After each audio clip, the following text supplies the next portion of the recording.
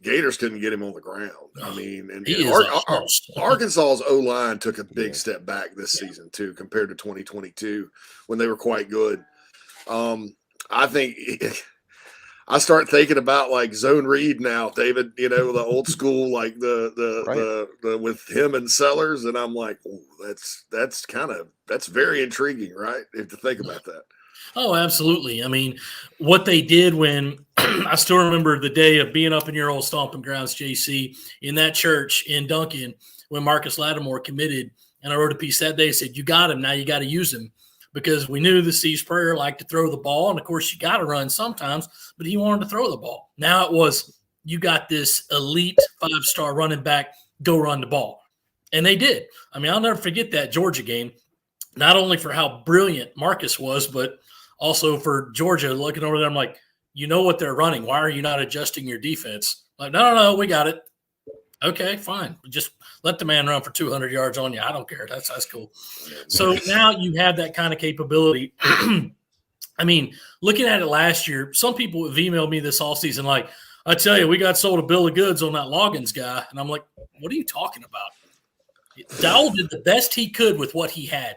Yeah. I mean, when you had no Juice Wells, you had no running game, and your offensive line, you're starting a different line pretty much every week. He did the best he could with what he had. Now that you're giving him some other options to say, well, you don't have to depend on your quarterback's arm anymore. I mean, I would look at last year and say you kind of dodged a bullet there by Spencer being as good as he was because you didn't have another option. Now you're going to have that. You can run the ball. You can have that two mobile guys with Lenoris and Rocket right there.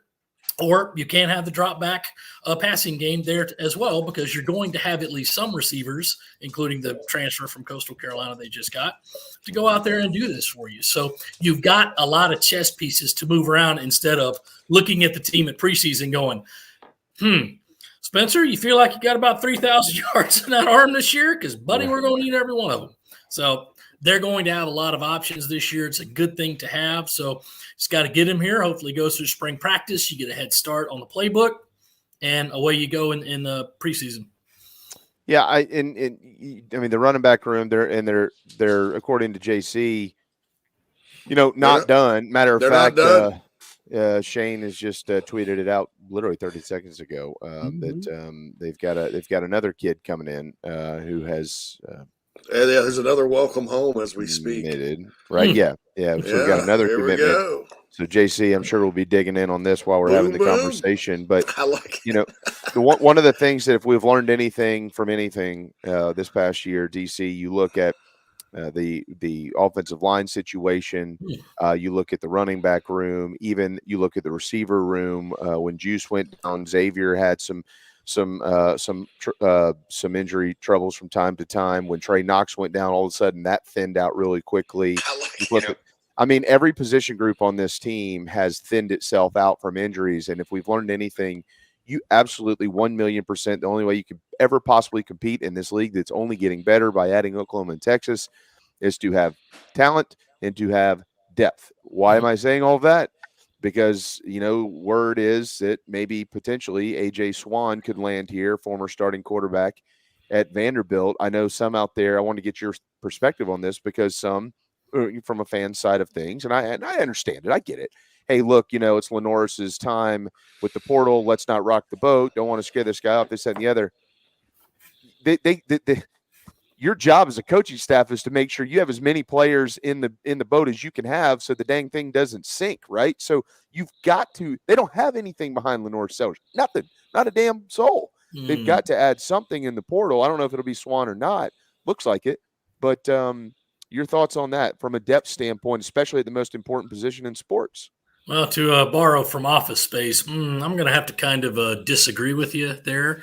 I mean, I realize Linares is the future. Linares is a heck of a talent, but Luke Doty's played a lot of football around here. And the fact that he's become such an integral part of being able to play receiver and whatever else, I mean, he's out there on kickoff a few times this year. You always have that option of him playing receiver if nothing else is there. But he can get a look at quarterback as well. And I think he can play that position very well. Now, that said, fellas, we're only sitting here 2 years removed from where South Carolina started 4 quarterbacks in one season. 4. That's a lot. And nothing against the guys that played it, because they all had high spots, they all had low spots, but you don't want to go through that again. You do not want to go through that again, but you have to prepare for the eventuality. So I actually wrote this morning in the paper. With quarterback, I think they feel set with a guy like Sellers, with a guy like Doty, and then you have Dante Reno coming in. And it's like quarterbacks in the portal, most of them, they're going somewhere to play, to start, to be a star. That's why so many high-profile guys entered and went somewhere else, like Dylan Gabriel from Oklahoma went to Oregon, and Riley Leonard, Oceanside Collegiate legacy there, was at Duke, and he went to Notre Dame. So you probably weren't going to get those guys, but you didn't need one of those guys.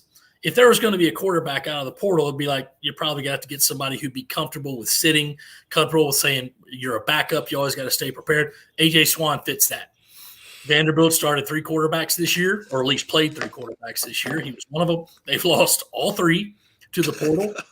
And, I mean, you want to talk about a team smacked by the portal. It's Vandy and Texas A&M. But, I mean, that would be a perfect fit if he wanted to come here. The guy's got a strong arm. He can go in there and play. And you say, you hate to put it in these terms, but it's like if something goes haywire with the plan, you feel good that you could turn it over to this guy, that you could rearrange the offense and say, all right, maybe you're not going to have your mobile guy anymore. Maybe you're not going to have a guy who could do a lot of both with Luke Doty. This guy could come in and at least give you the downfield passing attack. And, I mean, of course, you're not bringing him in there to do this, but Rocket Sanders is 6'2", 240, I think. I think he'd probably be able to pass block a little bit if you asked him to. I mean, that guy is just a hoss, He's like Billy Clyde Puckett for TCU back in the day. Just call him old Stud Hoss there. Billy Clyde Puckett reference. I got the news, boys. Yeah, I got the news. It's Jaden McGowan, the receiver from. So everybody freaked out like on Sunday that they weren't getting McGowan or Brown because there were some NIL differences of opinion out there. And folks, it's called making a deal, right? I mean, there's always an opening salvo with everything, and people don't just walk. And when you're doing a deal, you don't just walk up, get up from the table, and leave after. Oh no, not that. That's a hard no. Bye. So anyway, they ended up getting both of those kids that everybody was freaking out over. And McGowan's going to be a kick returner. He'll replace Amarian Brown. He's that type of guy in the slot, exceptionally fast, and an in-state kid from Lawrence who they probably, looking back on it, probably wish they would have taken him out of high school. Another huge pickup, Obviously, Jaden McGowan is fast as the wind. And you have a guy now there with Jared Brown from Coastal. Both those guys can play multiple positions on the field. Of course, you can never have enough wide receivers. But with those 2 guys, you have Nick Harbor, you have Tyshawn Russell, who each played a lot last year. You still have Josh Simon at tight end. And I know it's going to sound, that's just sticking up for your hometown kid. Elijah Caldwell was going to play. Okay, he messed up his shoulder in the last week of preseason camp, really hindered his development because all of a sudden he wasn't in a top group anymore. But that kid can flat play. He can catch. You get him out there on the field, he's going to prove me right. Of course, I had to wait an extra year, but, I mean, what was it? He dressed for one game this year. It was a home game. Yep. I forget which one. It may have been Kentucky. But I saw him on the dress list. I said, 440 and 8 touchdowns today. Bank on it. I ended up losing that bet, but that's okay. That's cool. Yeah. I believe in my kids. There's still hope for that game. There's still a lot of hope for him. He's one that young. Well, that's one of the things that I've been a little frustrated about, the consistent criticism of this receiver. Well, this receiver group, none of these kids have played. They're all freshmen. I mean, I'm not. We can't judge this for another 2 years. And then we can go back and judge how well they recruited this position. I think it's very premature to throw all these young kids under the bus. David, right? I mean, they're freshmen. Yeah, you got to let them play. I mean, a lot of people were asking me, like, hey, man, why isn't Nick Harbor playing? And I'm like, being as nice as possible, he's still learning how to play. He's still learning how to play. And, I think we all know now, in preseason, he had a little problem catching the ball, which is kind of an important thing to do when you're a wide receiver. But He learned. He figured it out. Obviously, he's still getting there, but he got to play. He got to get on the field, as did Tyshawn Russell, and those guys will really help you. Caldwell only got to play in one game. Again, he had that shoulder, but he'll be fine. And all these guys, just because the number of players they lost in the receiver portal, or I'm sorry, to the transfer portal that were receivers, no, most of them had not played or were going to play. Yeah. But in terms of sheer numbers, you had to go get some guys to replace them. So that's what they're bringing in. Jaden McGowan is obviously a huge pickup for there. I mean, I certainly wouldn't mind seeing another Vandy product, Will Shepherd, come here as well. Boy, that would be huge. A lot of people are looking at him. Yeah, he's got a lot of sitters, and they got their third receiver, London Humphreys. I don't know why 24/7 Sports has him ranked ahead of Juice Wells in the portal. I don't think that's even close. I think it's because he reminds people of Lad McConkey a little bit, and he's probably going to Georgia. But they ended up. Vandy just got raided, and I have some friends on that staff. I feel bad for them. Now they think they're going to be okay, but it's just, gosh. And I don't think they still don't have an offensive coordinator, do they? I don't think they've hired one. I haven't seen anything. Offer went out over the weekend. I don't know if the guy accepted or not, but yeah, it's pretty tough. But yeah, back to Elijah Caldwell. He's a guy that, like, I think sometimes, like, when you're working out over the summer in shorts and shells or whatever, doing 7-on-7, it's one sport. And then when you put the pads on, it's another. Sure. And that's kind of what I heard, because there was a lot of positivity about him over the summer. Because you come out of the high school he came out of, you're advanced in route running, you're advanced with hands. You know the drill up there, David. Obviously, but you're a pretty good deal. So it's I think he's going to be good in time. And Tyshawn Russell, you mentioned, I mean, that guy at Missouri, he was about to walk into the end zone on that slant and dropped it.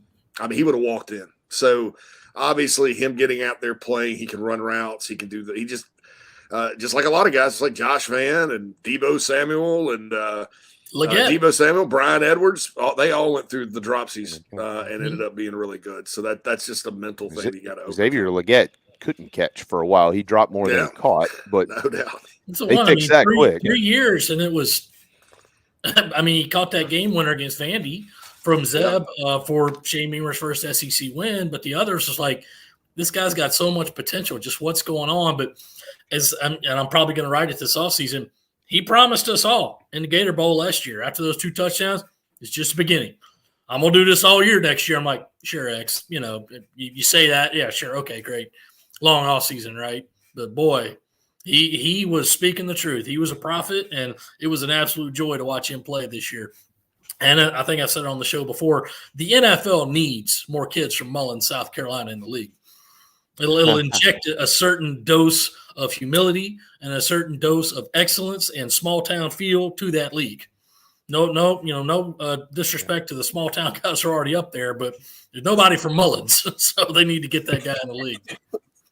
David Cloninger here. It's 11:43 on Inside the Gamecocks to show the latest news just moments ago. Jaden McGowan committed to the University of South Carolina, transfer wide receiver, originally from Lawrence, but has played the last couple of years at Vanderbilt. He'll bring almost 850 career receiving yards and 3 touchdowns and 160 rushing yards to this South Carolina football program. Those numbers are what they are because Vanderbilt is what it is, unfortunately for those guys. But McGowan will probably step right in and be able to help. DC, they're not done though. The portal is it's cooking right now for Gamecock football, and I'm not even. You and JC could probably have this conversation way better than I could, right? But I'm not even aware of any position group that they wouldn't take a transfer from as long as it was the right fit. Oh, yeah. And, that's just the way it is. I mean, obviously, there were some positions of need that were bigger than others. They have addressed those, but you're always looking for more. I mean, for instance, I think they feel very confident that Alex Herrera can take over and, do the same job that Mitch Jeter did. But if there was a 5-star kicker in the portal, and there are a couple, who said, I want to come play in Columbia, I'm sure they'd say, come on, let's go, come on. So it's you never know what's going to happen. I'm sure they have lines on who exactly they want in the positions because there is a limit to the recruiting class and all that. But, you're always looking for extra depth. It's just like in high school recruiting. You got to sign a quarterback every year. you got to sign, was it 5 or 6 linemen every year? You got to start stacking those guys. So everyone's going to be contacted that they're interested in. There'll probably be a lot more visits. And, keep in mind, there's a spring period to the portal too. So this isn't over by a long shot before we get to next August and you're finally looking at the roster and saying, okay, here's the names and numbers you need to memorize for this year. So there's a lot. And again, a piece in the paper today illustrated this and saying they're pretty much good on these, but you can always use more. Of course, I guess it was 2 Thursdays ago, we're all going nuts about, so-and-so's leaving, and you're trying to track down what's fact and what's fiction, but they came through that okay. So who did you lose? Who do you really need to replace? Who do you feel confident about? I mean, what I can say is that offensive line, yes, they were all hurt last year, but they got bodies, and they got a lot more coming in. I think they're pretty good right there. That said, if there's a blue chipper out there who's already played a couple of years in the league or elsewhere, right? Yeah, bring him in for a visit, see what he says, and we'll go from there. And especially with offensive line this year, don't get mad if you're not playing, because look what happened in 23. You'll get to play. And thank you. Keep the faith if you're on the bench and you're playing offensive line at South Carolina. We'll eventually get to you. That was harsh. That was like 99 all over again. 11 games, 11 different offensive lines. I mean, they didn't get to that point. I think they only started, I think it was 8 different lines for the first 8 games, and they had the same one for the last 4. Yeah. Boy, but 2 of those guys were playing out of position. They were through injury, yeah. I got a little secret. Those guys were not 100% healthy. If you notice, like the run blocking went from solid to horrible against, kind of from after Vandy, in Kentucky and Clemson. Those guys I don't think there was a single guy that started. No, every one of them 100%. Even Nick G. After the 6th Nick game. Gargiulo was playing with a busted thumb on his snapping hand, which could explain some of the high snaps. And he had a bad ankle, I believe. Right. Or maybe it was a foot. I get them all mixed up. But he was playing with 2 injuries for the last half of that year. And he wouldn't come out. No. He wouldn't come out. They even tried to, from time to time, here's I'm playing. That's the period of the end. So hats off to Nick G for doing everybody. Actually, all 5 of the guys in the final game were banged up. I mean, it's just amazing some of the things we've heard. Wow. Yeah, it was bad. And David nailed it. Since there's not been an offensive line situation like that since 1999. As far as the injuries go. Yeah. And Carolina in 2000, if we want to wind it back again 23 years, all those guys got healthy, and Carolina had a pretty doggone good offensive line in 2000, 2001. A lot of those guys were really, really solid. So it's just incredible. DC, because somehow we always get short on time with you. We try to leave more time, but we always have less. I don't get how that works. That's me running my mouth. He's my favorite guest. That's why I'm on here. That's why I'm on today. I was like, I pissed off that David was on and I wasn't, and I missed it. So I'm like, I got to be on today. When Phil and I reached out to him, we asked him what day would he like to come on, and he said, "What day is JC off?" And we said Wednesday, and he said, "Okay, well, killing me, man. I'm a Dave fanboy, man. Come on, it's like if Guns N' Roses were on the show, you wouldn't want me off. I mean, come on. That's right. You wouldn't do that to Axel. No. You wait till we have Eric Church on. Dim's like, well, Jamie, you're gonna be off today because we got Eric Church. That's right. That's funny. We just scheduled him for Friday. That's what you're saying. DC is your Eric Church. Now that's saying something. Yeah, I'm a big fan. I'm a big fan. You beat your chest every time he writes an article, huh? I wish I was on here wearing all my purple and everything, and celebrating the state championship, but unfortunately we fell 2 inches short this year. Lost up there to Mazio and the Red Raiders. And, Greenville County, man, is coming on. I will say this, and I'm not making excuses because it was a really coaching move at the end of the game that lost the game. But I found out that Finley Polk, Northwestern's quarterback, actually played the second half of that game with a busted collarbone. So knowing that and knowing that he never would have been able to play the next week or the next, I'm like, I'm never going to doubt my kids. I'm like, I don't know if we'd have won the whole thing knowing that. Our system up there in the purple and gold is one guy takes 99% of the snaps, much like a Todd Ellis, Dickie DeMacy situation in 89. Boy, yeah. That's still a great season. Only lost 2 games. Unfortunately, they were the first one and the last one. So I like Finley Polk a lot as a prospect. I think this kid's going to end up getting ACC and probably some SEC offers. I think eventually. I'm really impressed with his game. So yeah, got one more year of him, and really pretty much the entire team is coming back, especially the defense, which was really good. Unfortunately, they're losing Turbo Richard going to Boston College, but that's part of high school. Turbo Richard's a guy who might be a portal guy down the road as well, based on. I'm stunned that no one's really trying to say, hey, you really sure you want to go up there and freeze for 4 years? Why don't you stay down here where it's warmer? Because it's kind of trust me, the talking up of Turbo to people that need to know has been done.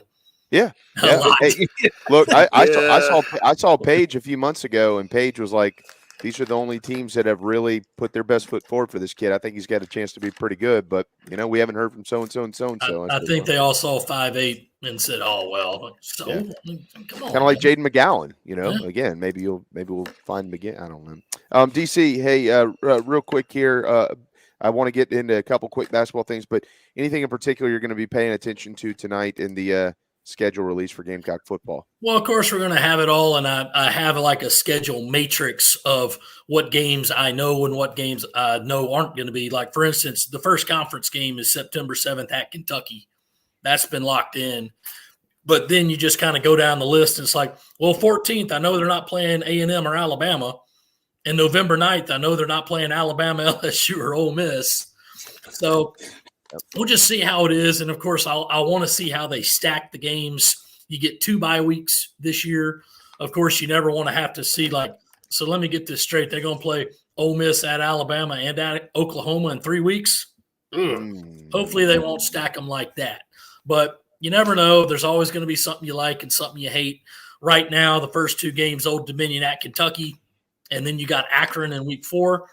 That's a pretty good start. Get some hay in the barn, and hopefully you go forward. But I don't think – obviously they're not going to be having 4 straight home games to end the year like they did this season because they got to go back to Clemson this season. Yeah, I know they've got Ole Miss coming to town on October the 5th. I do know that. Ole Miss game. So we've got 2 SEC games, September 7th at Kentucky, October 5th at home against Ole Miss.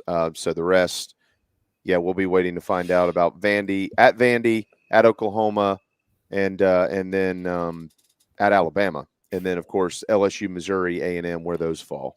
So those six league games. And then finally, DC, it's a shame because it just is what it is with football, but they're 28th in the net. Men's basketball is off really to an outstanding start. They've got 4 games that they absolutely should win here in December. And then they'll, if anybody hadn't been paying attention, if you were watching us yesterday, we already kind of went over this, but if you get through these 4 and you sit there at 12-1, Saturday, January the 6th, all of a sudden, whoa, because Lenardi has 2 of his 4 buys right now in bracketology are Mississippi State and the Gamecocks, and they play that day in Colonial Life Arena. 2 programs that kind of mirror each other right now in the SEC. That will be enormous if they can win these next 4 too. Oh, absolutely, Jamie. And those 4 games, there shouldn't be a yip there. I know that some are kind of still holding their breath that we don't regress back to those last 5 years of the Frank era to where won a lot of games, but man, there was always that bad one, that bad loss in November, December that just tanked the season before it ever started. With Mississippi State, they're missing a key player right now in Tulu Griffin. The talk has always been that he'll be back by conference play. We'll see if that happens because obviously they're a whole different team if Tulu plays. But USC's playing well. They're playing confident. They came off their only loss so far at Clemson, went to play a tough ECU team on the road and gutted out that win. And there were a few there where I'm like, okay, well, this is probably going to be the end of the honeymoon. Why? Because they kept missing free throws, which is always sure to raise my blood pressure. But they found a way to win. Taylon Cooper hit a big 3. BJ Mack hit a big 3. And it's like, okay, cool. So they found a way. They got out. Yeah. And now it's just good to be winning again with men's basketball. You hope it continues. And, yes, I do think that they should be 12-1 going into SEC because, man, getting confidence and getting a lot of wins early, they're going to need it. That first month of the SEC is just at Bama, at Arkansas. You play Missouri twice. You got Tennessee. Man, it's a nightmare. But That's what you sign up for. Those 18 games were always going to make or break this season. So now you just have a little more wiggle room in terms of getting to that magical 20 wins, getting that ranking up where it is, because it's a lot better to stay where you are than try to push yourself up in those net rankings. So it's good to see. It's good to see them winning. And, of course, when you got the number one girls on the other side, yeah, it's good to have this right now because it gives you a little more hope after a bad football season. And hopefully we don't have to pin all of our hopes on baseball again. You know? So that could be a lot of pressure for that team to go through. But everything I saw in fall practice is like, hey, offense going to be pretty good. Just got to figure out the pitching. So. Hey, the spring could be a lot of fun, or late winter spring could be a lot of fun for Gamecock athletics if all stays the same. There's first and second round games in Indianapolis. That's the closest to me. So it's about 3.5 hours. Don't they have one in Charlotte this year? Yeah, yes, I live outside of Chicago, David. Clemson's projected to Charlotte, right? I wasn't thinking about that. Yeah. I'm in Chicago most of the time, but yeah, definitely. Nice. Charlotte. As for the ladies, the regionals, that Sweet 16 Elite 8 rounds, the ones on that South Carolina is likely to be sent to is in Albany, New York. Found a good hotel up there already. That's a garden spot in March. And plus, the arena is where Ric Flair won the 1992 Royal Rumble. Oh. To be WWE champion for a very brief time. It was that 8 months where he was in WWE before he went back. We need to save that little nugget and see if Whittle knows that. When I went up there in 18 to watch it, that was Aegis last year. I was like, I got to soak in this arena. You know, this is where history happens. So. I love that. That is awesome. Yeah, that's a good little. Yeah, you're gonna have to come live from Albany on with us now. They've got a picture of it. Ric Flair. Yeah, they've got a picture up there of Nature Boy winning the belt, or not the belt that night, but he did win the belt that night, and that set up the title spot. It was finally going to be Hogan versus Flair, and that was going to be at WrestleMania. But depending on who you listen to, either Hulk said no or Rick said no, and they didn't end up doing it. And WrestleMania, the main event that year, was how do they call it? A showcase. Hogan wrestled another guy and Flair wrestled another guy. Well, the whole opportunity. When we get to that point in time, we'll have the last weekend of March. What was I calling you? What was I going to call you? Shoot, I just had a nickname and now it's escaped me. Anyways, I'll come up with it before next Wednesday. I'll just make don't sure call me Bischoff and we'll be fine. No, won't do that. All right, DC, we got to let you run on that note. In the paper in the next few days, what are we looking for?